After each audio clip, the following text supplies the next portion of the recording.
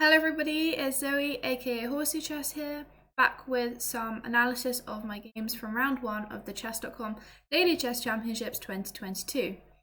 I have actually already made a Twitch video on this a few months back with my good friend Grandmaster Danny Gormally, but unfortunately the VOD for that ended up getting deleted, so I am back today to do some analysis on the games for those of you who were unable to see that.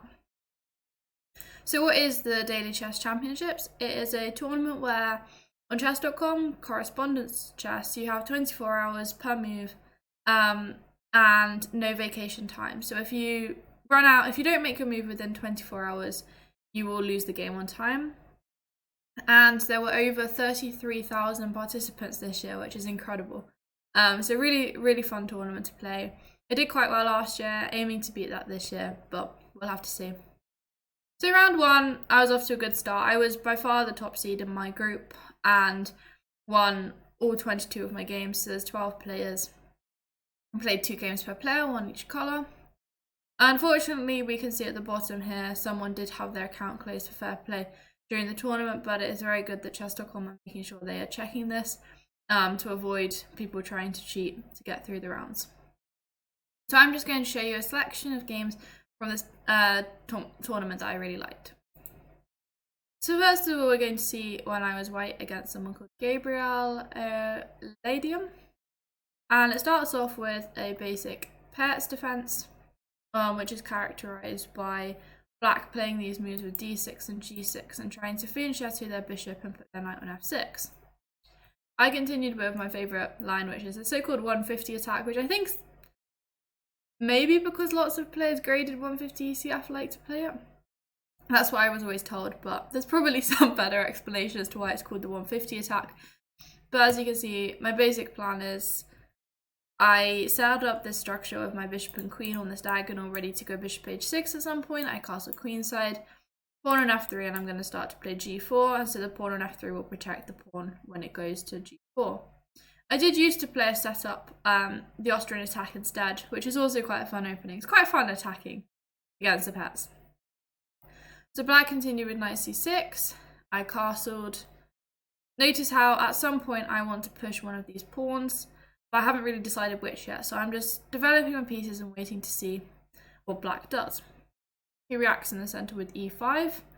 I could probably play d5 here, trying to force this knight away first, but it also makes a lot of sense to just continue my development and get my knight out.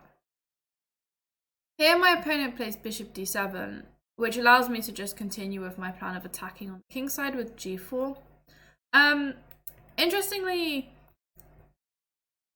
if my opponent had tried to play h5 here with the idea of stopping g4, I have a couple of alternatives. I can just go for bishop h6, which does make some sense because black doesn't ever want to take off and allow my queen to the h6 square. So for example, let's say they play a6 to continue attacking on this side and try arguing that maybe this f3 pawn is kind of blocking my structure and annoying me a bit.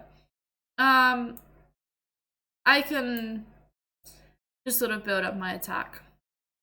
I can play king b1 and moves like a3 and stuff like this on the queen side to try and defend my king first. So this is one possibility. If after bishop h6 they try taking on d4, we can get a fun line where I take on g7, they take on c3, and queen h6, and black is in a lot of trouble. I'm obviously threatening mate in 1, and if they take here, check. I can even just play king b1, but also taking here, and black has nothing. Knight h7, the only move that defends against the checkmate, just fails to bishop takes f8, and I'm a lot of material up. Or I could just retreat, actually. Yeah, bishop c3 looks good as well. Threatening checkmates. So that's one possibility, but also, interestingly, after h5, I could just play h3. And I've seen previous lines against the knight or Sicilian with a similar structure where this fails due to h4, trying to stop my expansion. But in this position, it's completely fine for me because after h4, I have bishop g5. A key difference in this position. So it's important every position is different. By continuing with the game, after bishop d7, I attack knight e7, and here I did miss a tactic for one move. I was playing a bit too fast. I think I have about 50 games on the go, and I was focusing my time on the more complex positions and just going forward with these sorts of things. But pause the video, take a minute, see if you can find the tactic. Okay, so the move that I missed, and congratulations if you found this, is just a take on e5. Because the point is that after they recapture, I've got two pieces powering down on this, and although it's defended at the moment, I can kick one of their pieces away with g5. And if this knight moves, I capture the bishop. We'll see, I did find that a couple of moves later. But for now, I just played quickly, went for h4, trying to get the h5 position, and white's still doing well here. My opponent responded with h5, missing my threat as well, and here I did see the tactic. So I went for this capture and g5, and here my opponent realized that sadly he or she was going to lose a piece.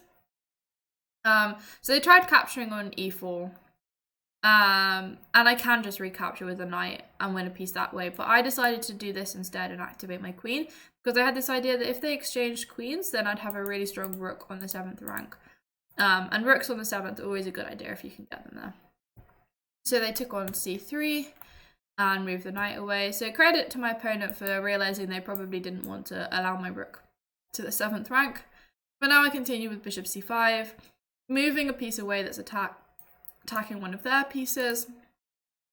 And after rook e8, bishop c4, here my opponent decided to resign.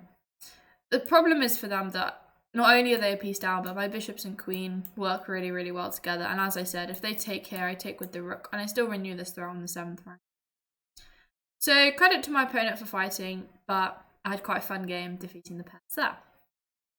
So let's move on. I've chosen the game actually where I was black against the same opponent. So sorry Gabriel there for showing. Fun games. Okay, so this time my opponent opens with d4, so we see a Slav defense, bishop g5 line, and here I've done quite a few things in the past.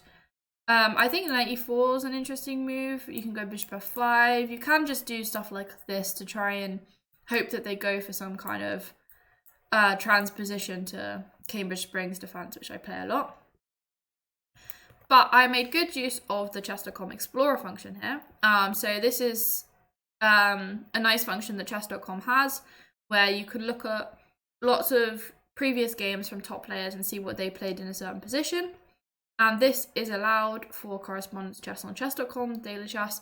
You're not allowed to use computers or anything, but you can use their opening Explorer function. So I saw on that d takes c4 looked like a strong move. So I haven't really done this before, but I thought I'd go for it and maybe try and hang on to the pawn and just have a bit of fun, play something a bit different. So e4 makes sense, and I go for b5. And there are typical lines where you do this, but this pawn's already on e6, and you get some really complicated stuff with different pieces being attacked all over the place. But this pawn still being on e7 means that there's no pin here. So black is just better already. My opponent tries g3 to develop their bishop now that my pawns are strong here. But this does enable me to push forward and win another pawn in the center.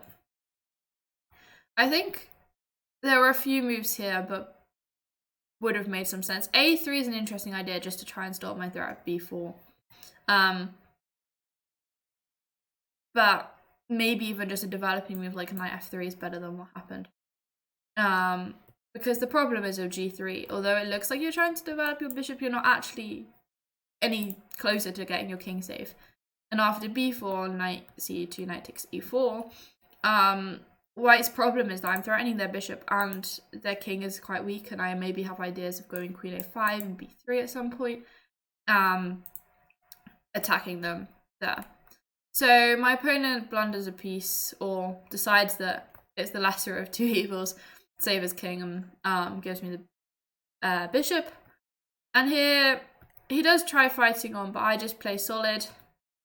Go for material, activating my pieces. My opponent tries queen a4 to try and take on c6 check. And I can probably get away with queen takes b2. I think I looked at it afterwards with the computer and it said queen takes b2 was just the best way to play. With the idea that if they take, I just go bishop d7 and then I hit their rook, so it doesn't matter if they take mine. But I decided in the game to just play it really safe. Obviously I didn't know what that evaluation was, and I just went queen b6. So yeah, the computer doesn't really like it that much, but it still thinks black's winning, so that's fine. I just defended this, kept things calm. And then went for knight c5. My knight's coming into this beautiful d3 square, and now the king suddenly won't be able to castle and get safe. And I also have mate threat ideas if the king moves to f1 like he did. Play bishop takes h3. And my opponent spotted my threat. Threatening checkmate now because I've removed the defender. A nice tactical idea, so they can't take back. But already he's now 2 pieces down, and after knight f4, I just captured. And then here, my opponent made a move and then decided to resign. Because it's 2 pieces, and I can still get my king really safe if I want to. I can develop my bishop and castle.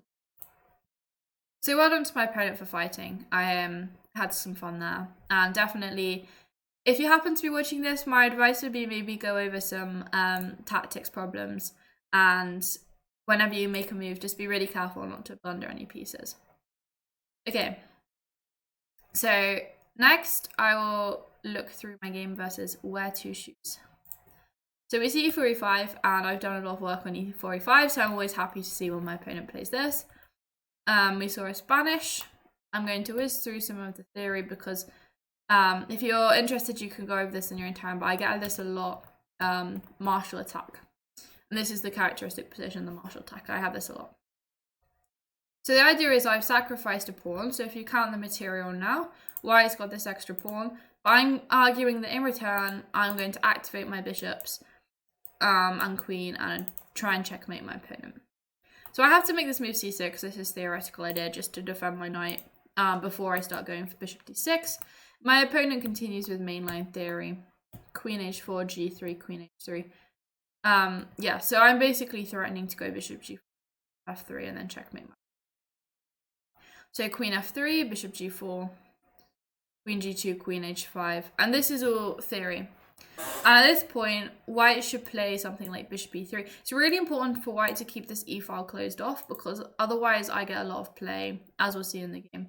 So bishop e3 is the main theoretical move, where f5 perhaps isn't so clear anymore now because obviously we lose a piece. So we can't push forward with the f5 move we want to play. So instead, we try and prepare f5 by going a5. And this may look a bit silly, but the idea is we want to go a4 to make this bishop move off this diagonal, and then suddenly f5 will be possible. So that's why we do that. There's some interesting theory here. If they go a4, we go b4, and then c4. We can just take off on e3 and push c5, d5. Position kind of gets closed off, but now we have time to come in with bishop f3 and then hopefully some kind of sacrifice. For example, if queen f2, then we can even come in rook a6 with the idea of taking and bringing the rook in. And if queen f1, we just take straight away again. It's really difficult for them to take because of this idea of rook a6. And we're going to have some kind of checkmating. So instead, white normally just plays a move like knight d2 here. But then after a4, bishop c2, say, you have a choice between going for this f5 plan or going a3 and expanding on the side. So this is theory if they go bishop e3. This is the idea. Instead, my opponent went knight d2, and we'll see why bishop e3 is so important because of the response to knight d2. Is that because they haven't closed off this e-file, I now bring my rook to the e-file. And I'm already threatening to take, followed by effectively winning the queen. If the knight has to block, there's some kind of bishop e2 or bishop h3. So my opponent trades, and then, again, this knight d2 is never really a good move in the martial unless you've played bishop e3 first. Because now this rook is blocked in by this bishop, and it's difficult to get this bishop out. But if you play knight f1, we go rook e1 anyway. And again, as I said, you have threats. So my opponent tried queen f1 to cover the square, but now I did actually miss a really beautiful move here. So again, pause the video, have a look and see if you can find it. Okay, so congratulations to anyone who found knight f4 here, which is just a stunning sacrifice. It's a very common idea in the martial attack, and the point is that if they take, then you can go bishop h3 first. You could even take on f4 and still be winning, but this is just really clear because we've just cleared the g file, so we now have a checkmating threat. But even if you don't find that, if you take here, white's just completely lost because of the bishop and queen overpowering the king. But instead, I played bishop e2. I'd seen a different idea. I still seen a winning idea, it just wasn't quite so pretty. And I saw this idea of rerouting, so the queen has to move and then bishop d3. And the point is now, I've still renewed this threat, but the queen can't come back to f1 anymore. So I'm kind of arguing, oh wait, so now what you're going to do? How are you going to defend it? So my opponent tried knight f3. And this time I did find the winning move. So again, if you want to try and calculate this yourself, pause the video and think about how you would continue as black here. So whether you worked it out or not, I'll show you. The move that I played is queen takes f3, which is a really, really nice sacrifice. If your opponent allows this sort of thing in a game, then it's very satisfying to sacrifice your queen. Other moves aren't so strong. If I try bishop e4 to pin this, the problem is then bishop d1, and after trade and rook e1 check, the king always has the g2 square, and suddenly white's actually doing completely fine. If I take off here, it doesn't matter that they're pinned because they'll be able to sort that out with some kind of b3, bishop b2 at some point. And white's a pawn up, but now I don't have much to attack with. But instead, queen takes f3 is a stunning sacrifice. My opponent took my queen and allowed me to show my forced checkmate. It's fun. So rook e1 check, king has to go to g2. Then the bishop comes to f1 check. And again, the king has to come back to either h1 or g1, it doesn't matter. And then bishop h3 is checkmate. So this just shows a really fun, typical idea in the martial and the importance of not playing knight d2 before bishop e3 in most positions because the e-file is so important. Okay. Let's now have a look at my game as black against Jasper Fire. Again, we had an e4, e5, very exciting stuff. And this time my opponent tried the so-called Ponciani. And I have really fond memories of the Ponciani because I think it was the first ever time I beat a 2250 rated player over the board. Was in the Forencial, and recently I'd lost against the Ponciani, hadn't done very well, but I'd prepped it. I'd learned from it. And my opponent decided to play Ponciani, 2250 rated in this Forencial game. And I wasn't expecting it, but because I'd learned from the previous game, I went on to win the game. After a bit of time scramble, I ended up, I think, with a queen for 2 rooks, but I had some pawns so I could play the position and converted it. So I have fond memories of playing against this. So here I go d5. I mean, if my opponent's letting me take the center, I might as well. Queen a4, f6. Don't necessarily ask me why we go f6. It is theory here. Might as well play theory when we can. White has a few different moves that it can play here. They can play moves like d3. They can play bishop b5, bishop b2, stuff like that. But black, if d3, I think it should be equal. Anything else, I think maybe black gets a slight advantage. Because white's bringing their queen out early. We might get play attacking it with bishop here. Our queen could move somewhere. If they ever take on d5 like my opponent did, we'll see I'll get to castle queenside quickly. It doesn't really matter that we've done this because it's a very solid position and we're going to castle queenside anyway. Or there are even some really fun key lines where we stick our king on f7. But I'll leave that for you to investigate. So my opponent decided to take on d5, which just gives back an advantage, as I said, because my queen's better placed than my opponent's queen. And I have a good plan of going bishop d7, where I'll have discovered threats, so my opponent has to waste a move with their queen, and then I'll castle. My development will be quick. So this is what happened, as I said. Threatening knight takes d4, so the queen has to move. I castle. And now I look at the position. My king's completely safe over here. I've castled. I can start to get pressure here. I can maybe get pressure on the e-file as well.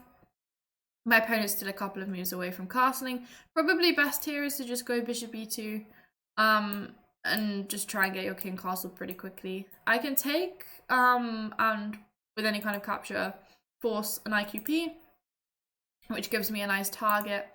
And then I can follow up by perhaps developing my knight, maybe bringing it to f5 to try and attack. But my opponent played at h3, which gives me a lot of time to continue developing my pieces. Again, I have a few options here. I chose bishop f5. I had this idea of if I move my bishop, then my rook is attacking this pawn as well, and I'm threatening to win the pawn. So I thought my opponent would have to take some time to deal with that, but also I can open up the e-file once I take.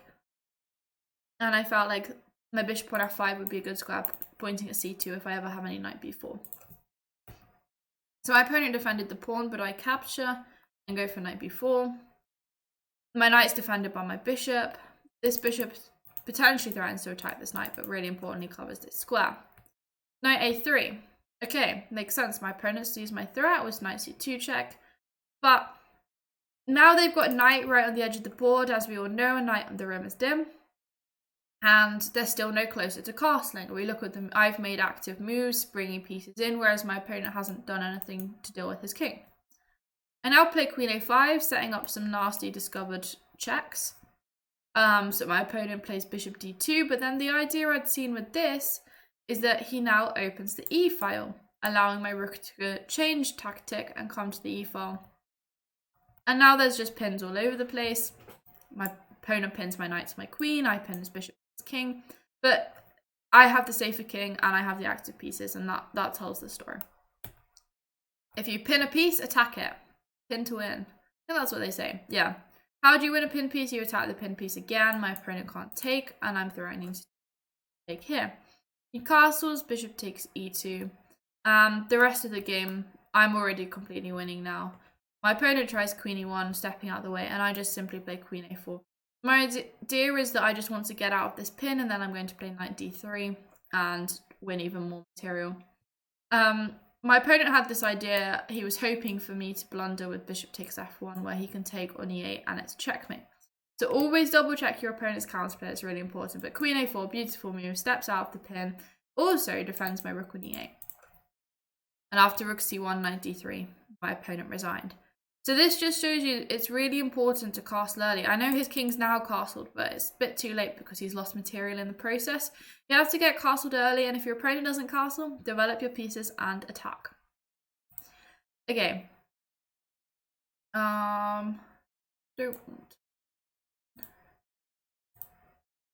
Okay, let's have a look at this game. Black against fighter Machado. Another e4. We'll make this the last game that we look at for this video. This time my opponent plays the so-called center game. And I've actually done this myself. Again, those of you who've been following me know that in the European Team Chess Championships back in November in Slovenia, I played this against my opponent to surprise them. And if your opponent as black does not know what they're doing, it can be quite a good, fun idea. And it worked well for me because, as I said, my opponent was not expecting it. And it was a good surprise weapon. But if they do know what they're doing, again, your queen's out, you can run into some trouble pretty quickly. So after knight c6, my opponent went queen a4. And this to me just showed that they didn't really understand the position, or they like playing the Scandinavian and they were trying to play a Scandinavian as white. The problem is that this queen doesn't really do anything. It's a bit different to the Scandinavian because of the fact that you have this pawn structure. And although, okay, I can't play d5 and bishop d7 straight away, this queen doesn't really cause any threats, and there's no solid pawn structure with pawns on e3 and c3 to cover this square like you would get in the Scandinavian with e6 and c6. The main move here that players at top level that do try this, and what I did, was queen e3. Which does have some really funky lines. Again, you can go look some of them up yourself, but black should play knight f6, and white should go knight c3, bishop b4, and you can have a look at my game from Europeans if you want to see what happens if black goes wrong. There are some really fun lines if white goes e5, for example, knight g4, queen e4, then we can take here f4, and although in some lines we do lose a piece, black is just a lot better. So again, go explore them for fun, play them against your friends and see what happens. But my opponent went queen a4, so I just continued with development. And again, he plays c3. You can see he's trying to play some kind of Scandinavian, but I made the most of it to just develop my pieces. I think the best move here is probably bishop c5. Why not just develop a piece, throw out knight g4, get the king castled? I was going for trying to put pressure on this e-pawn, which is fine as well, because as long as you have a follow-up. If you're going to develop your queen and block your bishop in, you need a follow-up. And I had this idea that if my opponent goes f3, I go d5. Or you see how I make the big pressure on this. And this is what happened in the game. So again, if I didn't have this follow-up, then this wouldn't necessarily make sense. Black's probably still slightly better, but maybe not as much now because the bishop's trapped in. So again, bishop c5 would have been a better move if I didn't have to follow up with d5. So my opponent tries bishop d3. And now the point of my plan, I go bishop d7, put pressure on the queen, I'm going to castle queenside. And we can see there's a lot of similarities with the previous game we just looked at, where the opponent has the queen on a4 and you put the bishop on d7 to force it to retreat, castle queenside, and then put pressure on their king that hasn't castled yet because they haven't developed their pieces to do so. So we see this. My opponent plays bishop g5. Again, it's a bit of a hopeless position for my opponent if I'm being completely honest here. Maybe slightly more resilient would be to try something like knight e2. I mean, you're going to lose this pawn anyway, but at least now you can try and get castled. But bishop g5, and I take on e4. Bishop takes e4, and queen e5. The point of this is that my opponent has pinned my knight to my queen, and I want to be able to capture this. So I have to develop my queen. The computer prefers the c5 square. I'm not 100% sure why, because I liked it on the e-file to be able to keep this pin. But I suppose it does run into some potential f4 ideas or something. The queen e5 is fine. Knight h3. I think my opponent just missed that I would be winning a piece here. I'm attacking this bishop. He has to either exchange it off or just retreat with the bishop here. My opponent, again, it's just a miscalculation thing. He thought he was defending this, but he missed that I could then exchange this off first to win this. Or he miscalculated because he thought he would be like taking here and doing something like this, and that he thought material would be completely equal. Even here, I'm just winning after queen h4 check. But the problem for him that he missed is I actually take with the g-pawn. And suddenly I'm going to have to f5 after they recapture. So my opponent actually offered me a draw here, which I thought was a little bit cheeky because I am significantly higher rated than them at daily chess and I'm about to win a piece. But I guess he thought it was worth the punt. So f5, this is again making the most of the pin, attacking the pinned piece. Knight d2 takes. And finally, my opponent castles. But again, too little, too late. As we saw in the previous game, I won a piece just before they castled. Again, I won a piece just before they castled. So important to get your king to safety. I just decided to continue with some pretty simple play here. I took on f3, knight takes, queen e3, check, knight d2. And then I had bishop h6. So I've already pinned this piece once, but I'm just pinning it again. And now the idea is the king can't ever get out of this pin because I'll just take it off because I'll have an extra couple of pieces attacking it. So it's really difficult for white to continue. My opponent played rook e1 here. Now, stop, pause the video again, you know what's coming next. Have a little think and see if you can calculate what move I played here and follow it through. Try and calculate because it is quite complicated, and this is something that I was really, really proud of. And I know when I made the Twitch video, I got a lot of support for this. Everyone thought it was really fun. Okay, so the move that I played here was Rook takes D2 anyway. The computer will tell you that it's nowhere near the best. This is why you should never listen to a computer, right? The computer will be going, oh, just move your queen to like f2 or f4 or g5 and you're winning. But the computer, although it does find the move that it thinks is like materialistically or positionally the best, it's not necessarily practically the best. And for me, Rook takes D2, Actually, I'd followed it all through. I'm not winning any material, but I'm not losing material. It's just a simplification technique. I judged I was a piece up. This forces my opponent to swap off lots of pieces. Obviously, if they take on d2, I can just trade off. And suddenly, I'm still a piece up, as I said, but it's only rooks left. We've just traded off a pair of rooks, a pair of queens, and a pair of bishops, I think. Or bishops for a knight. So, yeah. It's just about simplification. Now it makes my task really easy. When you're material up, exchanging pieces helps. Instead, my opponent played queen f5 check, which was his idea, because he thought he'd get his queen out of attack. Yeah, I should say, if my opponent takes here, I take on c2 check. So the point is I'm not blundering my queen. And if it takes here, and I'm actually 2 pieces up now. So queen f5 check. It was my opponent's idea, with the point that now, if I move my king, they take here. And funnily enough, I probably am still winning here. If I take on d1 check and take on e3, I get a lot of material for the queen. So black is probably better, but this wasn't my idea. My idea, my favourite move, and the move that everyone keeps saying is like one of the best moves they've ever seen, is queen e6. It's just so calm. It's such a fun move to play. I wish this had been an over the board game, because it would have been such a fun move to play over the board. And the point is, I'm defending the check, but like I'm still attacked. Like my opponent could just take on e6. But now my idea is that because this bishop's here, I set up a discovery. I can either go rook f2 check or rook d5 check, doesn't really matter which. And I hit the queen. And now, okay, you might be saying, well, what happens if they just take a bishop? Okay, I take here. And again, now we look at the position. I'm still a piece up. As I said, this was only about simplification. I'm still a piece up. We each have a couple of rooks. But we've traded off the pair of queens. And we've traded off a bishop and a knight. So, I've simplified the material, which makes my winning task easier. My opponent without the queen doesn't really have any chances at trying to trick me into checkmates. I just double up my rooks, go after these weak pawns, and make the most of my extra piece. This was probably his best bet, though, to go for this line.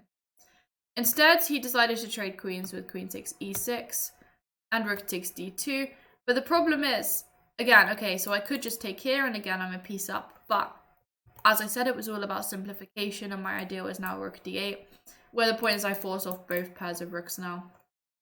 After rook e2 takes. Here, again, okay, this is just winning for white, but I decided to be slightly fancier and went knight e5 first. My idea is just literally, the rook's still pinned. I'm saying to my opponent, I can take it whenever I like. I'm just improving my knight first. He has to move his king, and then I'll take. And here, I just really calmly played king d7, and my opponent resigned. I'm a piece up. I'm just going to bring my king and knight in, make the most of it. Just an interesting other thing is, a lot of people would probably play knight f3 check here with the idea of taking this pawn. But the problem with this is after king f3, knight takes f2, king f2, we suddenly see that my knight has no squares to escape to. Now this is still winning for black, because I am a pawn up, and it's a winning king and pawn endgame. But it does mean that I have to go into the king and pawn endgame and make the most of that. There's no point risking this. You don't have to just give up a piece for nothing. Just king d7, use the extra piece, bring the king in, and win like that. Okay, that's what I'm going to leave it at for today for these analysis. I hope you found that helpful. If you're watching this, you learned some instructive things. Do please subscribe, like, comment, whatever.